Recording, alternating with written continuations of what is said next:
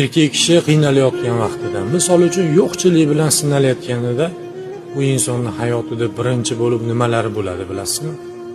Birinchi bo'lib u insonni ishlari joyida hammasi zo'r bo'lgan vaqtida yonidagi do'stlari, "Men seni og'ir kuningda ham, yaxshi kuningda ham doim yoningdaman.